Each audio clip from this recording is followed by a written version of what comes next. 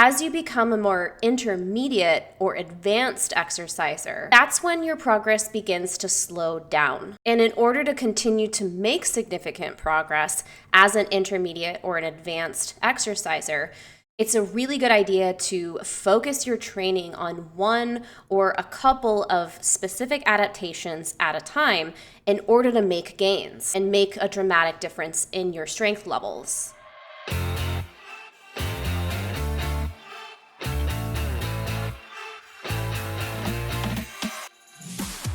Hey there, welcome to the Coaching Corner podcast. I'm Jade Harrison, aka JD Gains. I've been a personal trainer for about 10 years, and I also grew up in the fitness industry.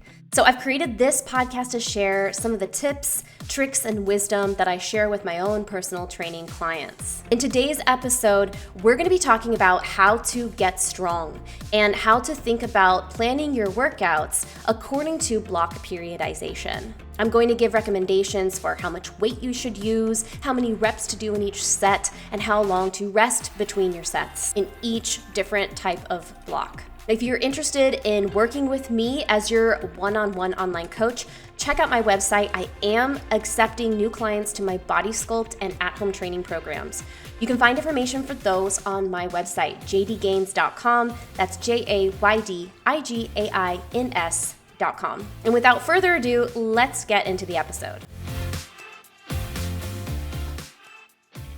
One of the most effective ways to organize your training in order to get strong and improve your strength is to use what's called block periodization. When you first start your fitness journey or when you first start lifting weights, you can make a lot of progress really quickly and improve all aspects of your muscular strength in a relatively short period of time. We call this newbie gains.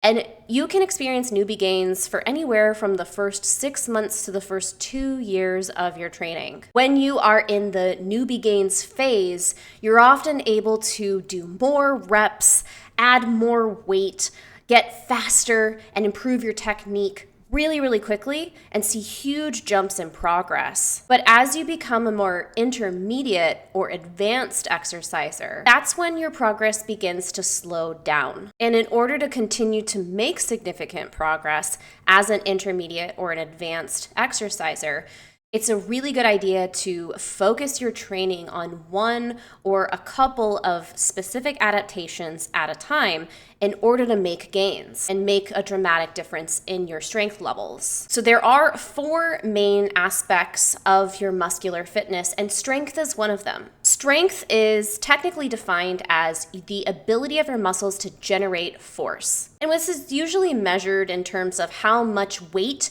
you can lift, push, or pull. But this is one of 4 main aspects of muscular fitness that you want to work on developing in order to have a well-rounded physique and to be actually overall strong. Hypertrophy is another aspect of strength, which refers specifically to your muscle size. So our muscles are actually made up of really long, very thin strands of tissue, almost like a bundle of hair, right? So a muscle is a bundle of these individual fibers. And in order to be able to push, pull, lift heavier weight, these fibers have to be strong. And often that means that they need to get a little bit bigger. So when you work towards hypertrophy, you work on actually increasing the size of those individual fibers so that they can handle more tension. Another aspect of muscular fitness is endurance, which involves your muscles' ability to contract over and over again over an extended period of time, or to hold a contraction and hold tension for an extended period of time. And finally, you have power. Muscular power is strength, namely how much force your muscles can generate, but it also gives a factor of how fast you can generate that force. Now, all 4 of these aspects of muscular fitness are important to develop in order to be strong. And it's important to develop them in order to safely be able to train the way that you need to train in order to lift more weight. Now, like I said before, if you're a beginner and you're in that newbie gains phase, all 4 of these aspects of your fitness are going to improve no matter what you do. But as your body adapts to training and as you become more intermediate or advanced, you are going to need to focus your training in order to make significant gains and any of these aspects. So for this reason, most intermediate and advanced lifters, especially if they're interested in strength, are going to separate their training into different blocks where they focus on one or a couple of different aspects of their muscular fitness. Developing the different aspects of their muscular fitness will overall accumulate towards them in the end being able to lift more weight. So the standard block periodization format that we tend to follow is a format of 3 different main phases or blocks. First, you have your accumulation phase or an accumulation block. Then you have your intensification phase or intensification block. And then you follow that up with a realization or peaking block.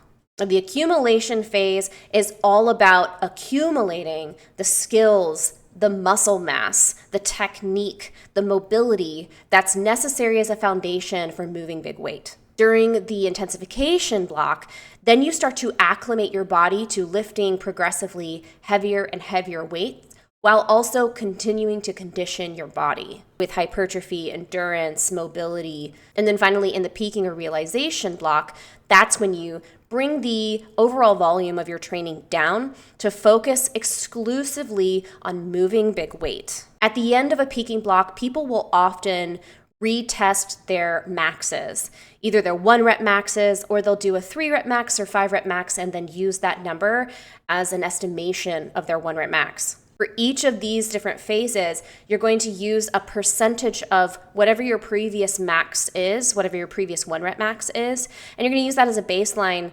to decide what weight to use in different parts of the training. So let's get a little bit more into detail of these 3 different phases or blocks of training. So first is your accumulation phase. Now, if you're a beginner lifter, your accumulation phase is going to be a lot longer because you have a lot more skills and strength and mobility that you need to accumulate, right?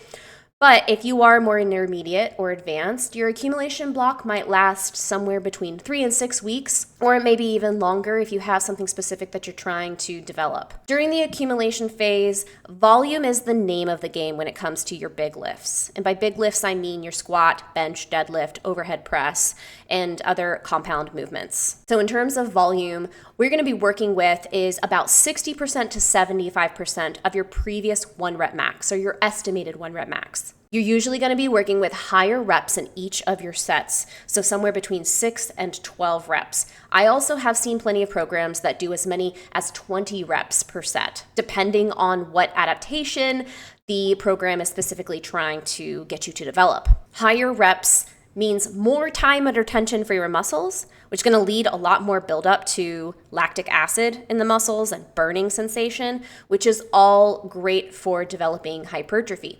It's also really important to train this way in order to develop your muscular endurance and your overall work capacity. This will allow you to train the way that you need to train in the later intensification phase to actually make strength gains. In the accumulation phase, you're also going to be working on mobility exercises so that you can get deeper into your squat. You're also going to slow the movements down so you have more time under tension, but also so that you can ensure that you are in total control of the weight throughout the entire movement. So often in an accumulation block, I'm going to include a lot of tempo reps in my squats, bench, deadlift, overhead press. I'm going to slow the movements down, and I'm also going to add some different pauses at different points in the movement to help my clients to develop their sticking points, work on their balance, and ensure that they are totally in control of a weight before we progress that weight and add more. So a typical workout structure for an accumulation block would include some kind of cardiovascular warm-up for 5 to 10 minutes, followed by dynamic stretches, which is always going to be the warm-up for any block of any training that I do. And then there's going to be some kind of a core stabilizing sequence to fire up the core so that you can brace. And then you're going to probably have some priming exercises that are specific to, your mobility issues, maybe help you to develop some balance, help you to correct muscular imbalances. And then you'll actually have your main strength training exercises, which will include one of your compound lifts or more, and then also some accessories. In an accumulation phase, because the focus is high volume and hypertrophy, you're also likely going to see some isolation exercises like you would in a bodybuilding program. For instance, I might put bicep curls in a bench day to help a client to develop their biceps so that they can better control the eccentric portion of their bench press. And I might also have them do tricep kickbacks so that their triceps are stronger so that they can lock out at the top of the bench. Rest periods are going to be a little bit shorter here, anywhere between 30 seconds to 90 seconds, because the goal is to keep your muscles under tension for a longer period of time. Your goal is to go into each successive set of an exercise on a muscle group less recovered so that you can accumulate that lactic acid and build muscle. An accumulation phase can really be an extended period of time, as much as a year. However, if you are going to be doing a longer extended accumulation phase, I recommend breaking that phase up into multiple accumulation blocks. This is what I typically do for my strength programs. I like to have my clients do at least 2 accumulation blocks before we begin to work into intensification. Now, your intensification workouts are going to include a lot of hypertrophy and endurance focused exercises, just like the accumulation block. But in terms of your compound lifts, you're going to be working with progressively heavier weight and fewer reps per set. The goal of the intensification block is to gear you up towards being able to lift heavier weight so that when it comes to the realization or peaking block, you have the ability to push a lot of weight.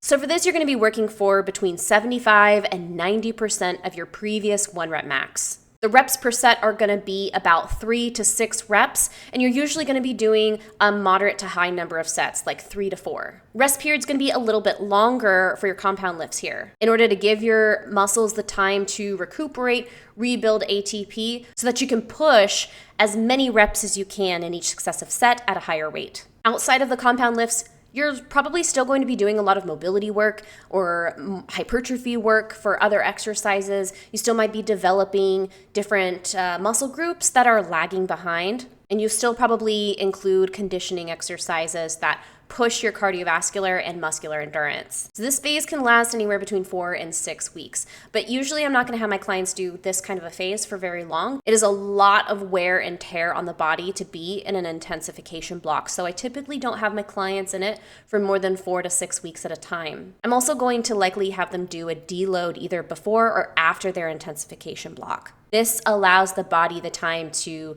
catch up with the recovery that maybe it wasn't able to keep up with during the accumulation block or during the intensification block. It's not uncommon to feel like super tired and fatigued at the end of an intensification block, because the point of intensification is to be intense, is to condition your body, get you ready to push big weight. In the realization or peaking phase, you're going to gradually taper off the amount of volume that you're doing, so that you're not fatiguing the body as much, while at the same time you increase the amount of weight that you're using for your compound lifts. You're usually going to be lifting between 85 and 95% of your previous 1 rep max for short sets of between 1 and 3 reps per set. Your rest periods here are recommended to be a lot longer, between 2 and 5 minutes. That way you are completely fresh and ready to rock with each successive heavy lift.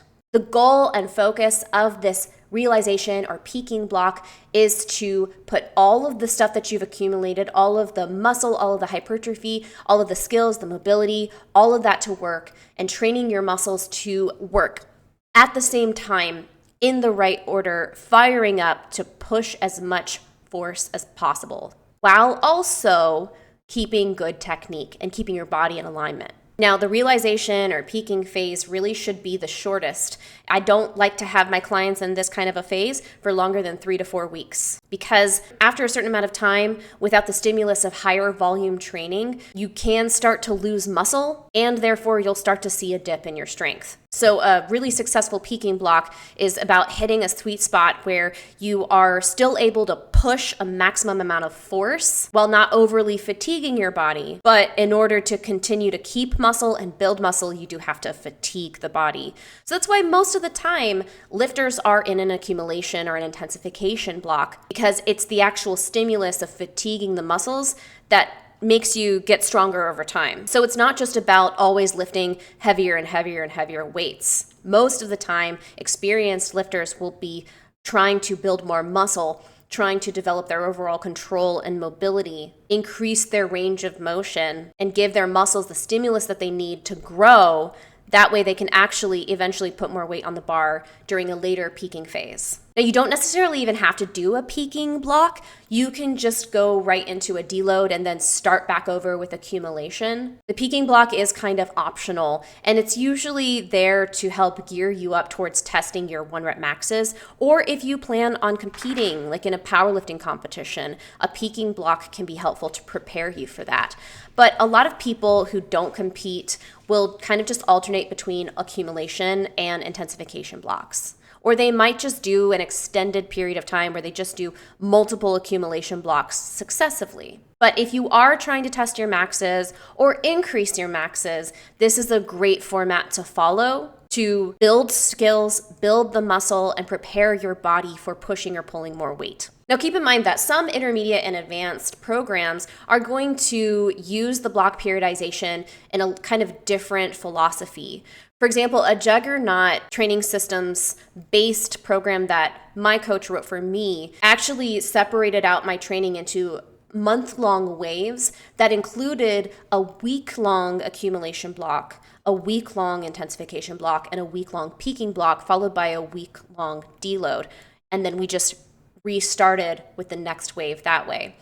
Some programs also have what's called daily undulating periodization, where each workout day focuses on a different adaptation. So there are many ways to organize your workouts, and you might see intermediate and advanced programs that kind of play with the concepts of accumulation, intensification, and realization. But there's also nothing wrong with sticking to the standard recommendations of working for 3 weeks at least in an accumulation block, followed by an intensification block, and then finishing off with peaking. So there you have it. Block periodization is a way that you can organize your workouts in order to maximize your strength gains, progress in a way that's safe for your body so that you can lift more weight and be more in control of that weight over time. Thank you so much for watching or listening to this episode of the Coaching Corner podcast. Again, I'm Jade Harrison, aka JD Gains. I hope that you found this discussion helpful in thinking about how to plan out your workouts so that you can get stronger over time. Now, let me know what questions you have. You can leave them in the comments below this video if you're watching on YouTube. If you are watching on YouTube, make sure to like the video and subscribe to the channel so that you always get the latest videos whenever I drop them. If you are listening to this podcast, thank you so much. Make sure that you followed the show so that you get the latest episodes delivered right to your device. If you're interested in working with me, I am taking on clients right now. Check out my website, jdgains.com, for more information on my programs. You can subscribe to my membership site to download and follow my strength training program, the one that I'm doing actually right now, or you can build muscle with me with one of the other downloadable programs. I will see you in the next episode. In the meantime, take care.